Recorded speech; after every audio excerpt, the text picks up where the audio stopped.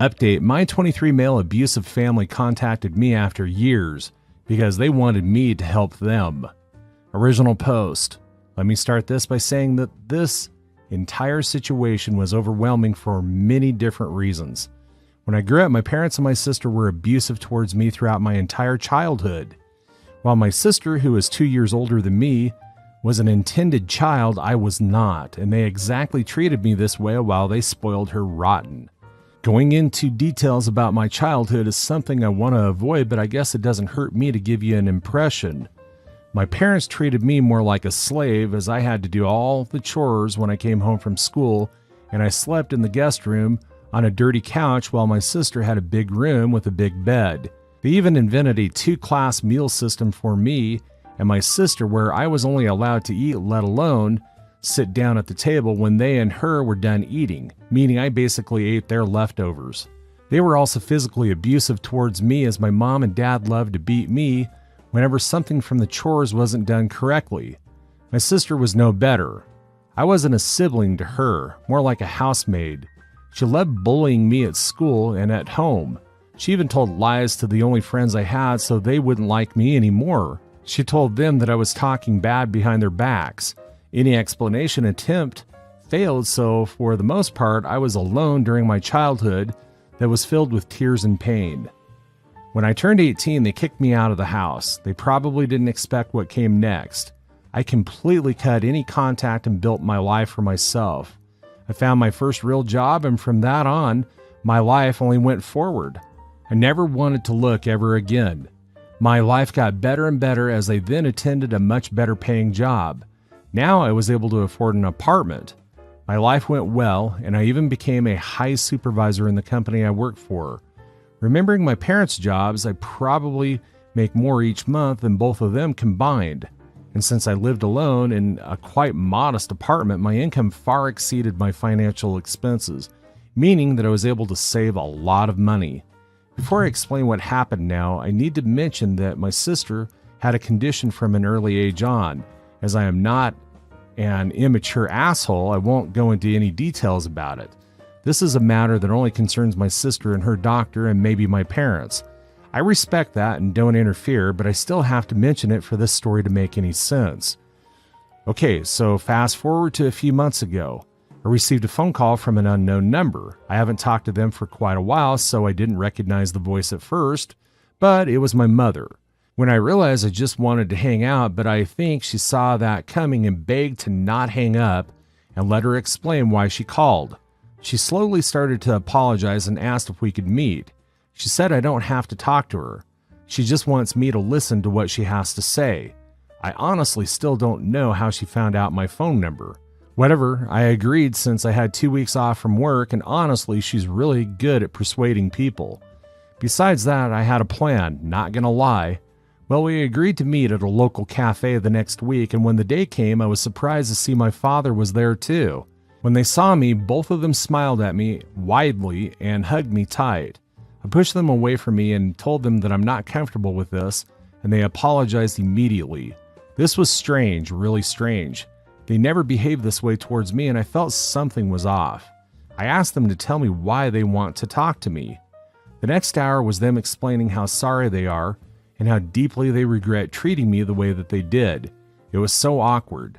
But then they finally got to the point.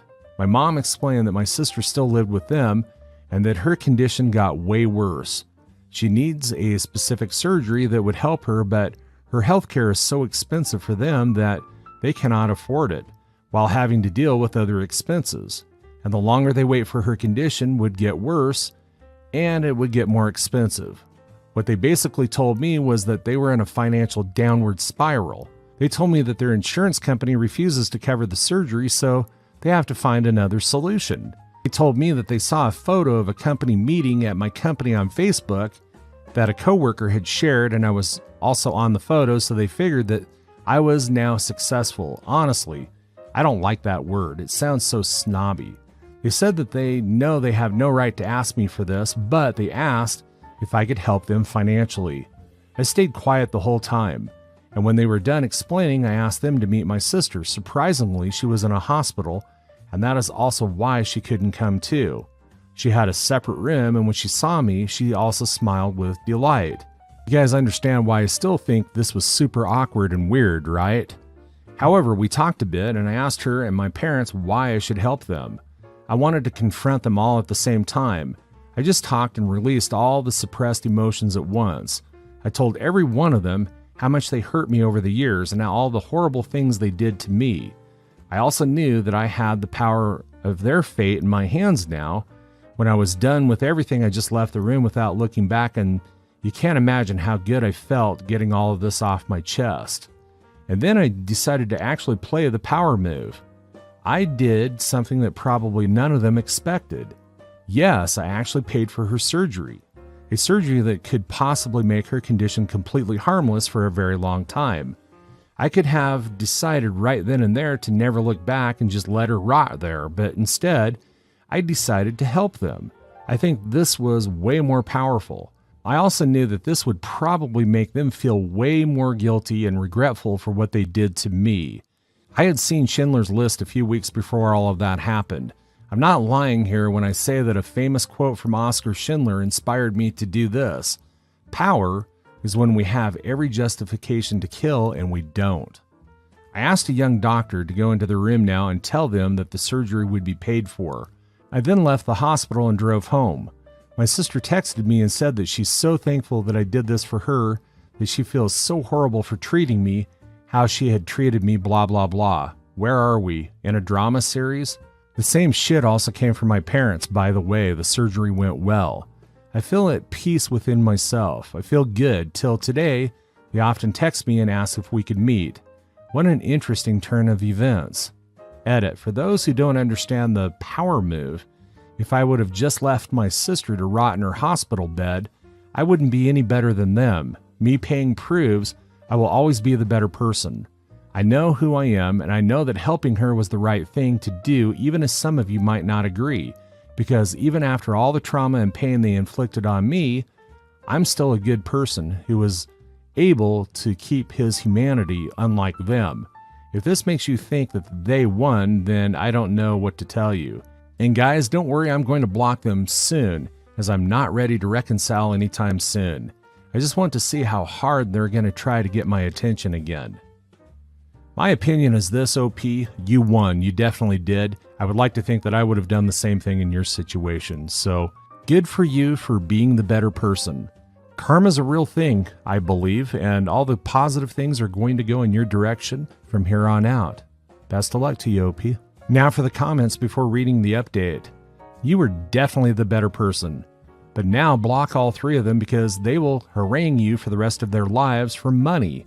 Not for love, just money. They treated you worse than the hired help for your entire childhood. I think I understand that paying for your sister's surgery makes you feel good about yourself, but leave these people behind now. I appreciate that you felt that you had to do what's right, but I can't help but think that you're overestimating them. I don't think they're going to look back on this and reflect about how you're a better person than them. I think they'll look back and say, oh, guess we can get away with doing whatever we want as long as we give a half-assed apology afterwards. And I hope that they don't go on to hurt others or hurt you again as a result. OP, you did exactly what they hoped you'd do. You allowed them to mistreat you with no consequences. People that are capable of doing that to a child will have no problem going to that same child as an adult for help and to be taken care of, because that's one of the dynamics of trauma and abuse. They didn't learn anything because they know you, and they know deep down inside that little neglected boy is still in there looking for his family's love, and you actively demonstrated that.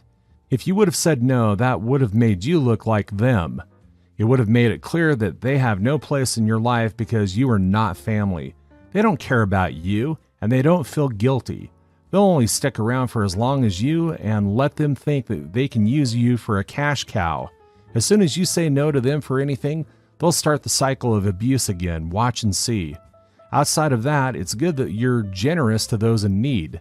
Next time, save the generosity for those who didn't make the first 18 years of your life a living hell. People like them do not change magically. They were 18 years long abusive and never had a guilty conscience, and they won't have it after all. They played a role to get the money, and they will play the roles to get more of them. Behind your back, they will be laughing about how stupid you are, that you giving them the money. I know these kind of people very well, and you should run immediately and get a restraining order. Now for the update. My original post was posted 17 days ago, if I remember correctly, half a month, and since then, a few things have happened. I know many of you thought they won, but no, they didn't. So a few days after I posted, my sister visited me and she formally apologized for everything she had done to me. She told me that she never realized how wrong the lies were that my parents had told her until I did what I did. She told me that my parents used to talk bad about me behind my back, which to be honest, I expected for a long time. She said that she was a product of her environment, but she could understand if I don't believe a word. She said that she wants to better our relationship if it's fine with me. She said that after saving her life, she owes it to me and she hopes I can at least forgive her one day. I listened carefully to everything she said, and as a proof that she means it, she told me that my parents are planning to trick me into paying for the bills connected to the house. And indeed, after a while, they wanted to talk to me. They told me a total BS made-up story about how my dad lost his job, and being the main breadwinner of the household, he needs some help. I expected a lot from these people, but such audacity is something that even I didn't expect. And I agreed to do it. Wait for it. I even offered to help them with the cost of the car on the condition that they transfer ownership of both things to me, to which they agreed after a little bit of deliberation. You probably can guess what I'm going to do now. The car is already mine, but there are still a few things left to do for the house, but if both things are mine, I'm going to sell them to get the money for the surgery back. What I'm also going to do is letting my sister choose a side by offering her to stay with me. The fact that I technically saved her life will make these decisions even harder. If she decides to stay with them, they will all live on the streets. Well, not technically. They probably will stay at a friend's house or something, but you know what I mean. My sister is currently the only one that I actually considered reconciling with. Her apology was so sincere. It felt good being the bigger person for a while, but I guess sometimes it doesn't hurt playing a similar game, especially if you're better at it. Story 2. Am I the a-hole for disinviting my brother-in-law from Christmas because he keeps telling my son to call me by my first name? My husband has 3 brothers. Charlie and Mike are in their 30s, while Spencer is 5 years old. Spencer is their half-brother from their dad's second marriage. Their father passed away shortly after Spencer was born.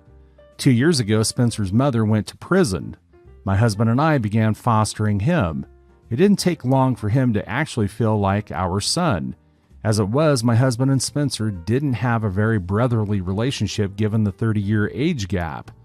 He already was more of an uncle. 6 months ago, Spencer's mom lost her parental rights. My husband and I have been working on adopting him. It should be finalized after Christmas.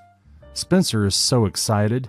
He's been calling us Mama and Daddy for a little over a year now, so this is just basically all legal stuff, not changing how we feel in our hearts. Charlie and Mike have been supportive of the whole ordeal for the most part, but we faced a road bump recently. When Spencer began calling us Mama and Daddy, Charlie found it odd. He said that we weren't his parents. I said legally, yes, we are. I said he doesn't have to be Uncle Charlie if he doesn't want to be, but we are raising him. Charlie says that we're basically erasing their dad from Spencer's life. I said no. We talk about him and Spencer's bio mom often. This won't be a secret. As it is, Spencer is very smart and is aware that he only came to live with us 2 years ago. Mike and my husband have both told Charlie to let it go. I've noticed, however, that when talking to Spencer, he refers to me and my husband by our first names, or he'll say, ask your brother, referring to my husband, or go show your sister-in-law when referring to me. Spencer is confused because he knows my husband is his brother, but he doesn't look at him like that. We've tried talking to him about it, but Charlie claimed it's force of habit. We were trying to let it go, but then one day Charlie corrected Spencer when he called me Mama and said, no, that's Kate. Spencer got confused and said, no, that's Mama. Charlie told him that I'm not his mother. This only upset Spencer further. I've had enough, frankly. Spencer is our son. We have him in therapy and have also asked Charlie and Mike to attend family therapy with us. Only Mike has agreed. I told my husband that I don't want Charlie at Christmas we're hosting if he's just going to upset Spencer and undermine our place as his parents. My husband said it's completely up to me. So I told Charlie either he stops correcting Spencer or he can't come. Now Charlie is mad and says I'm keeping his brothers from him at Christmas. I said if my husband wants, he can go visit him. And if he wants to see Spencer, he can promise to stop undermining my place. Charlie called me dramatic. Mother-in-law wants all of her boys at Christmas and says that I can put up with it for just one day. She said it's hard for her to be around Spencer, but she does it for us, so I can put up with Charlie and see his side. Am I the a-hole? Edit to add, my husband has been advocating for Spencer and does stand up to his family. It's just not me. Now for the advice. Who is hosting this Christmas party, you or your mother-in-law? If you're hosting OP, then you can make the guest list and ignore any comments from the peanut gallery. If mother-in-law wants to spend time with Charlie, she may certainly do so, but she may do it elsewhere. Charlie needs to learn to keep his mouth shut. What your little boy calls you is not up to him, and it's none of his business. If Charlie doesn't behave, Charlie can't come to the party. It's that simple, not the a-hole. Mother-in-law wants all of her boys at Christmas. Well, then she can host at her house. Your house, your kid, your rules. If Charlie doesn't like it, then these are the consequences of his actions. He's the adult and needs to learn to act like one. Spencer has experience enough in his young life and doesn't need someone confusing him and stirring up unnecessary drama. The only one who clearly has a problem with this arrangement is Charlie, and I'd start to question what is the real issue here. Not the a-hole. Not the a-hole. Charlie isn't slipping up. This isn't a habit. He's doing it deliberately, and since he won't stop, he loses the privilege of coming to your home. If your mother-in-law doesn't like it, she can host him at her house. If he doesn't like it, he knows exactly what he needs to do or not to do. Story 3. Am I the a-hole for filling the empty gap while getting off the plane? I flew yesterday and was seated towards the rear of the plane, maybe 15 rows behind me or so. Being in the aisle seat, I got up and stood in the aisle, got my bag down when the overhead bin, and waited to disembark the plane. The man in front of me got his bag down and quickly walked forward to meet up with his wife, who was about 5 or 6 rows ahead. After about 30 seconds, a few additional people stood up in the aisle, but a gap of about 1.5 rows remained ahead of me.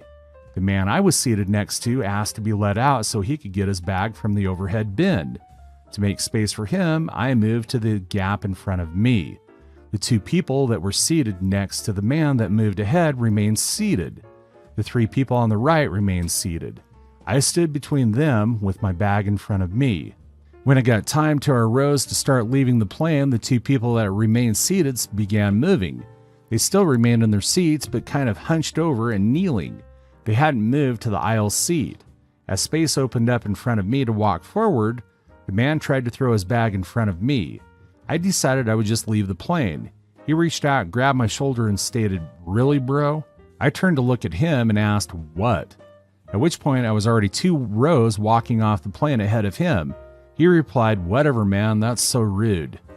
Am I the a-hole for filling in the gaps in the aisle and disembarking ahead of the people who were seated in front of me instead of remaining standing by my aisle and allowing them to leave first? Now for the advice. Not the a-hole, and the microscope plane behavior is getting ridiculous. Nah, it's just being civilized. If you're in the middle or window seat, when exactly should you be able to get your stuff? Because if people from the back aisle rows are able to get up and get their bags, then presumably they're ready first and they should get to all deplane first. Nope. Aisle guy gets out, gets his stuff, stands while middle and window people get their stuff. When you stand up, you let the rows in front of you get their stuff and move ahead. Then you go. Otherwise, it's just a rush to the front. Come on. Then all the window people will be the very last off the plane. No, it goes by row. Also, you pay more for seats nearer the front of the plane. This is why. Yeah, exactly. If everyone did what OP did, the aisle seats would all go first, and in the middle row window seat would have to wait because the aisle has to be clear so they can get their bags from the overhead bins. If everyone fills the gaps, then there's no room to get stuff down and it takes longer. Unless the plane was delayed and you have a tight layover, go row by row. And shout out to the people who let me deplane first, even though I was toward the middle of the plane after the plane was delayed for hours and I had 10 minutes to make my connecting flight. That's all for today. If you're enjoying the story, please like the video and share your thoughts in the comments section down below. Thank you.